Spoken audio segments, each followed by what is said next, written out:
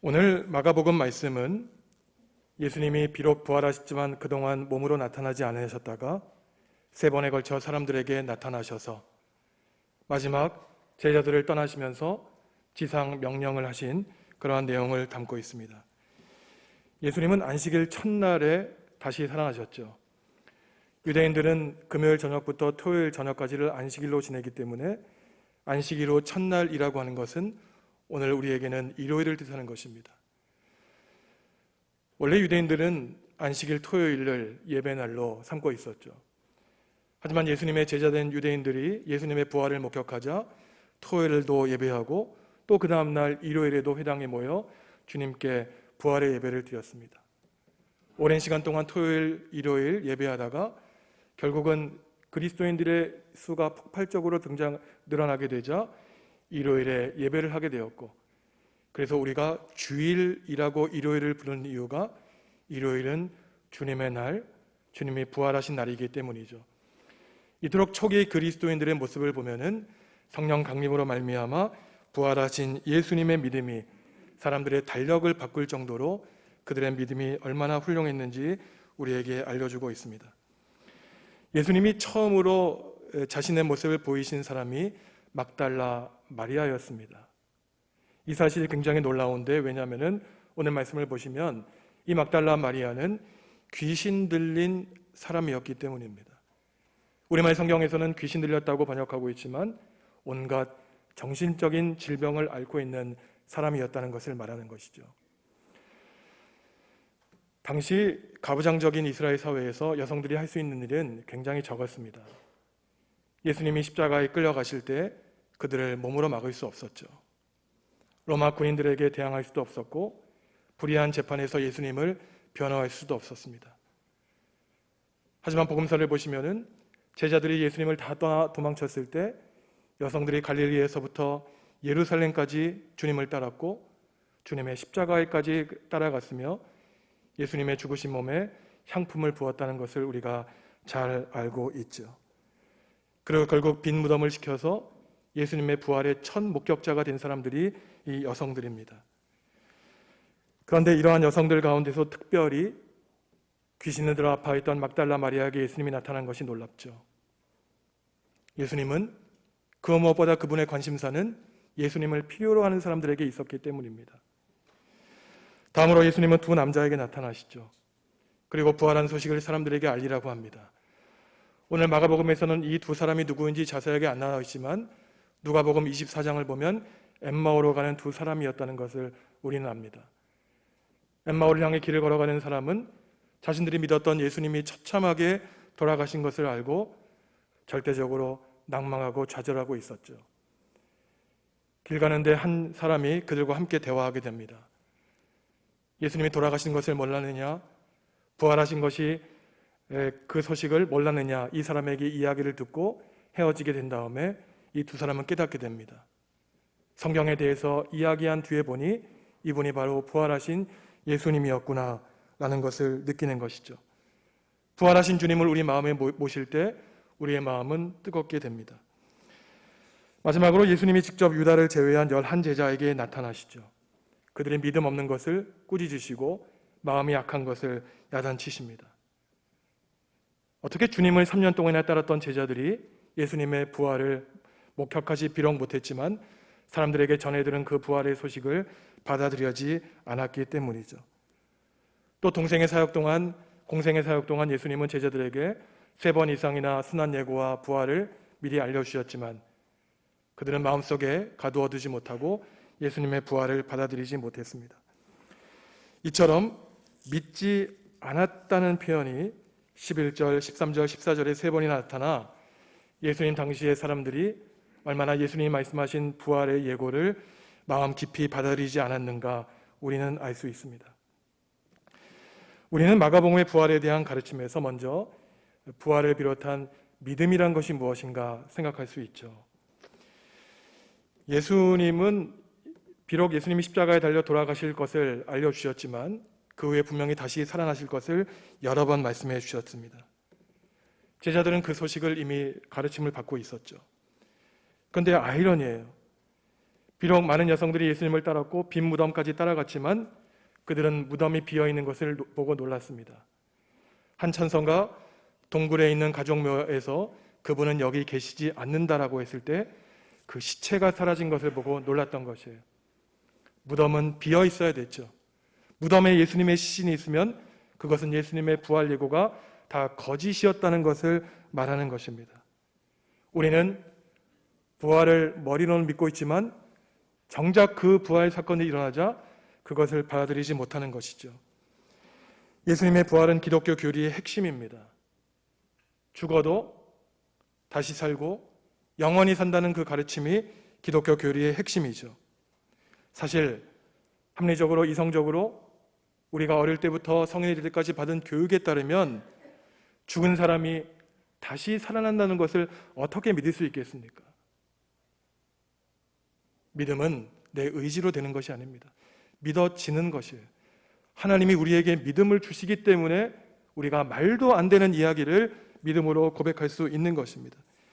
하나님이 우리에게 주신 많은 은혜와 은총이 있지만 그 가운데 가장 중요한 것은 십자가에 달려 돌아가셨던 예수님이 죽음 속에 갇혀 계시지 않고 다시 살아나셨고 우리 또한 이 생을 마치고 죽을 것이지만 영원히 살게 할 것을 믿게 하신 이 믿음이야말로 가장 중요한 하나님의 선물인 것이죠.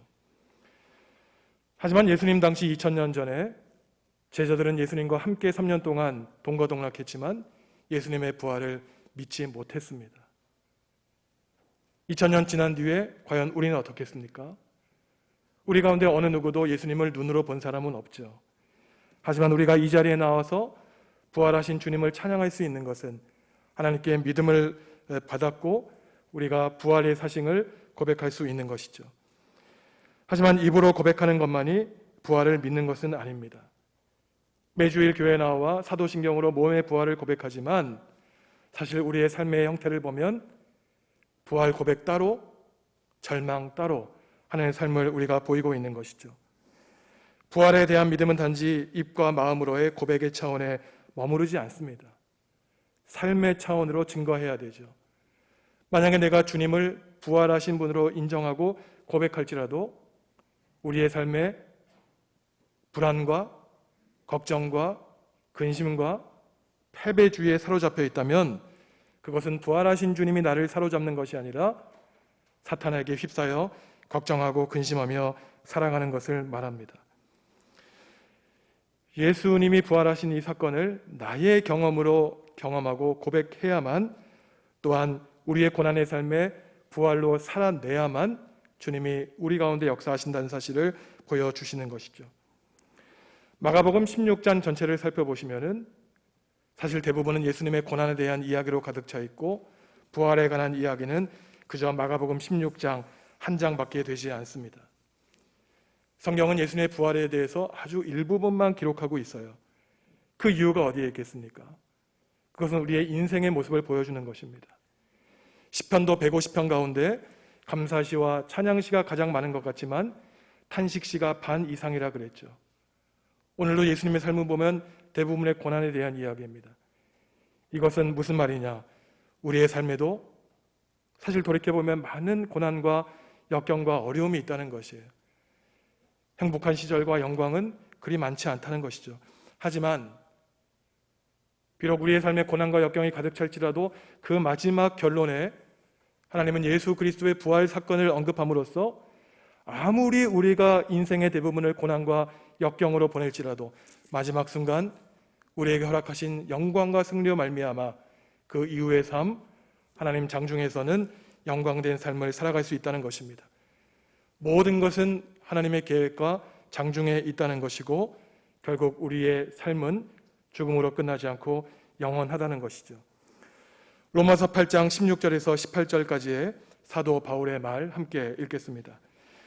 성령이 친히 우리의 영과 더불어 우리가 하나님의 자녀인 것을 증언하시나니 자녀이면 또한 상속자 곧 하나님의 상속자요 그리스도와 함께한 상속자니 우리가 그와 함께 영광을 받기 위하여 고난도 함께 받아야 할 것이니라.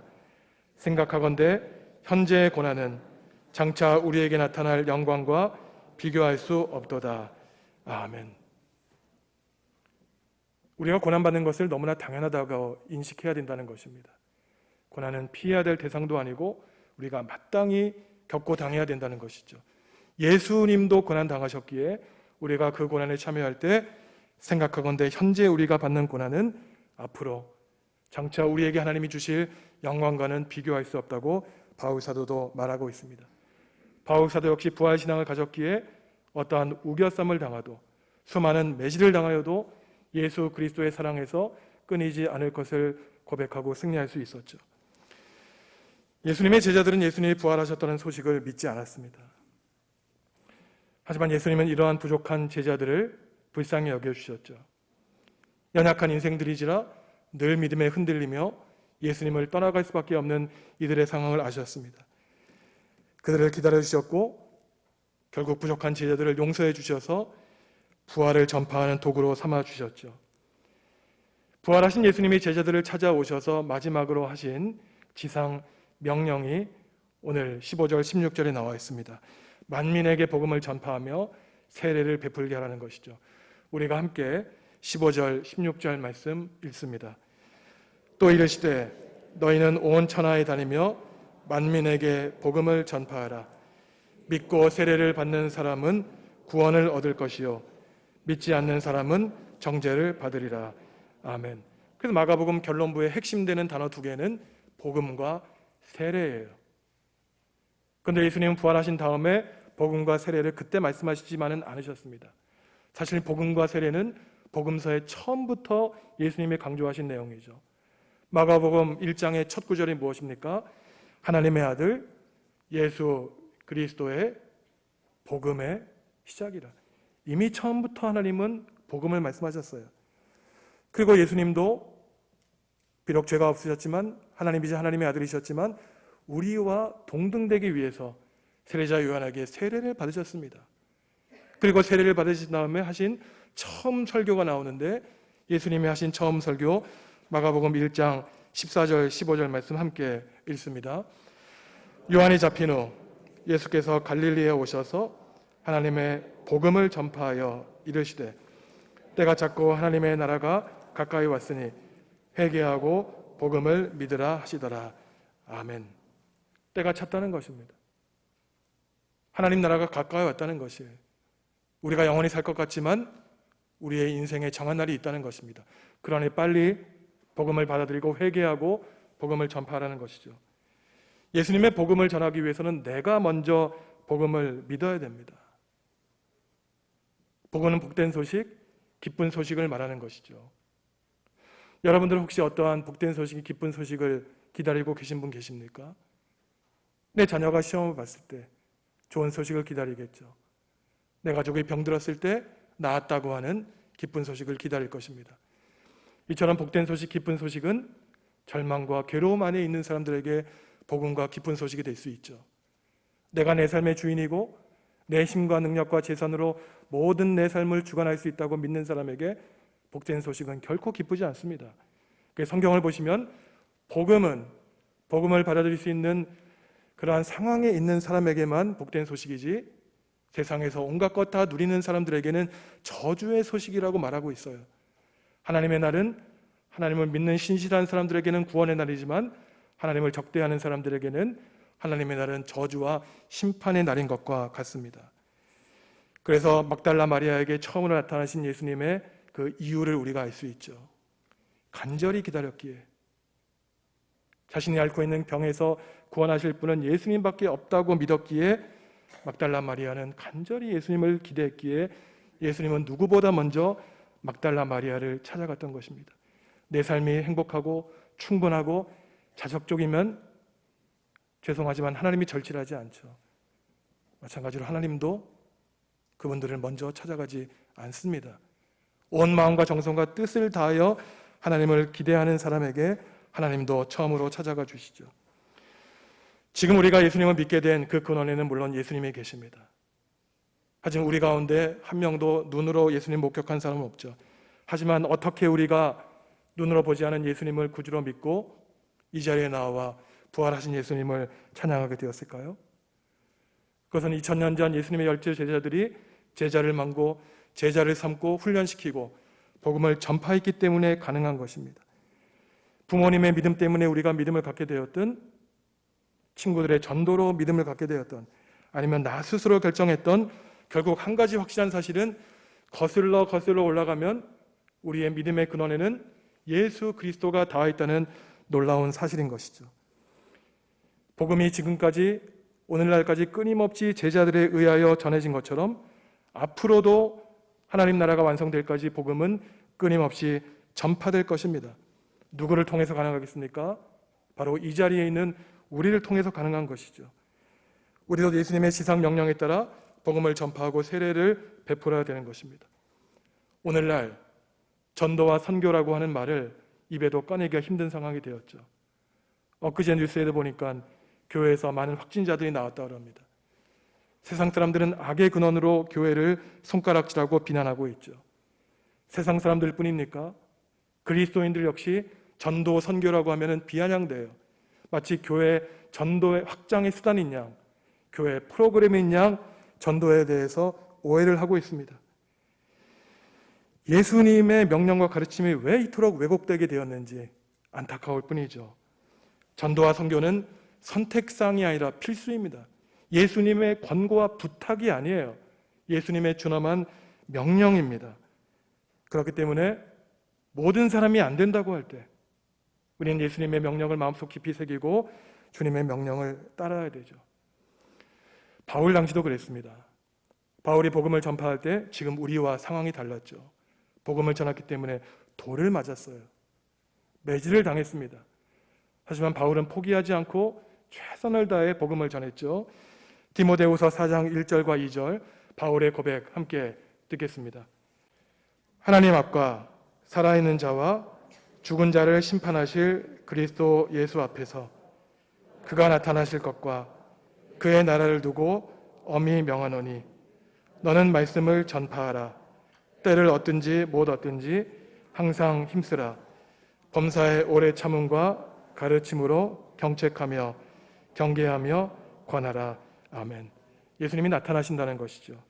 그의 나라를 두고 엄히 명하노니 때를 얻든지 못 얻든지 말씀을 전하라는 것입니다. 때를 얻든지 못 얻든지라는 말은 기회가 좋든지 나쁘든지 꾸준하게 하나님의 복음을 전하라는 말이에요. 저는 작년 2020년 2월 달에 이제 부임을 하기로 결정되지 않았습니까? 그런데 하나님의 뜻이 어디에 있던지 그때 코로나가 시작되었어요. 얼마나 절망했는지 모릅니다. 하나님의 뜻이 어디에 있을까? 그런데 2021년 이제 부활주의를 보내면서 1년여 전의 시간을 되돌아보았습니다. 오히려 평탄했으면 내가 기도하지 않았겠구나. 우리 교회 안에 하나님의 충실한 종들이 많이 있구나. 견디고 버텼기에 우리 교회가 코로나 가운데 하나님의 은혜 가운데 서 있구나. 하나님께 얼마나 감사했는지 모릅니다. 때를 얻든지 못 얻든지 기회가 좋든지 좋지 않든지 우리는 믿음의 반석 위에 든든히 서 있기에 장차 이 코로나의 어둠이 가시고 하나님의 영광을 볼 때 어느 하나도 부끄럽지 않게 하나님을 찬양하게 될 것을 믿습니다. 이러한 예수님의 마지막 지상 명령을 담고 있는 이 마가복음의 마지막 말씀은 마태복음에서도 제일 마지막 두 구절을 이루고 있어요. 우리가 함께 마태복음 28장 마지막 구절 두 구절 함께 읽습니다. 그러므로 너희는 가서 모든 민족을 제자로 삼아 아버지와 아들과 성령의 이름으로 세례를 베풀고 내가 너희에게 분부한 모든 것을 가르쳐 지키게 하라. 볼지어다 내가 세상 끝날까지 너희와 항상 함께 있으리라 하시니라. 아멘. 복음을 전하라는 것이죠. 세례를 베풀라고 하는 것입니다. 오늘 하나님이 얼마나 기뻐하실지 모르겠어요. 오늘 8분이 세례를 받고 입교를 받았습니다. 세례는 교회의 본질 가운데 하나예요. 교회가 행해야 될 본질은 예배하고 말씀을 전하며 봉사하고 교육하고 세상에 나아가 전도하고 선교하는 일입니다. 나머지 일들은 다 비본질에 속하는 것이에요. 우리는 하나님의 명령과 그 위의 것들을 분별해야 됩니다. 비본질에 속한 것들에 눈을 감고 하나님 나라의 본질을 향해 최대한을 다해야 돼요. 나머지 것들 때문에 에너지 빼다가 언제 하나님의 일을 하겠습니까? 세례가 하나님 나라의 본질인 것은 왜 그렇겠습니까? 세례라는 것은 내 과거의 옛사람을 벗어버리고 하나님의 사람으로 거듭나겠다는 뜻하는 것입니다. 세례가 가능한 것은 이분들이 복음을 받아들였고 복음으로 자신의 삶을 살아가겠다고 결심했기 때문에 사도행전 2장처럼 세례받는 사람들이 늘어나는 증거는 바로 복음이 전파되었다는 것을 증거하는 것입니다. 그래서 오늘 이 8분 때문에 하나님은 그 어느 때보다도 기뻐하시고 우리는 하나님께 영광을 돌려드릴 수 있는 것이죠. 성도 여러분, 우리는 6주 동안의 사순절을 보내고 드디어 오늘 영광스러운 주님의 부활에 참여합니다. 2000년 전 제자들이 예수님의 부활을 믿지 않아 예수님께 야단맞았지만 우리가 감사한 것은 우리는 부활을 확신하고 주님의 제자로 거듭나기를 다짐하기 때문이죠. 주님이 마지막으로 분부하신 사명을 함께 잘 감당하겠다고 결심하시면 좋겠습니다. 만민에게 복음을 전파하라. 세례를 베풀라. 부활하신 주님이 제자들을 찾아오신 이유가 여기에 있죠. 제안하거나 부탁하시거나 또한 권고하신 것이 아니라 준함하게 명령하셨습니다. 우리가 놀라운 일은 주님이 이 땅에 계시면 주님이 하시겠죠. 하지만 주님은 완전한 인간이시기 때문에 십자가에 달려 돌아가셨고 예수님이 승천하신 이후에는 성령 하나님이 우리와 함께 하셔서 예수님의 남은 사역을 우리로 하여금 감당하게 하셨습니다. 우리는 예수 그리스도의 제자요 예수님의 사역을 맡은 주님의 일꾼들이죠. 고난과 죽음을 이겨내시고 승리하시고 부활하신 주님이 성도 여러분들 한 분 한 분을 강한 두 손으로 붙잡아 주시고 주님의 포근한 날개 아래 성도 여러분들의 온 가정을 품어주셔서 주님의 복된 일꾼으로서 하루하루 주님과 함께 동행하는 주님의 제자된 삶을 살아가시기를 주님의 이름으로 축원합니다. 기도하시겠습니다.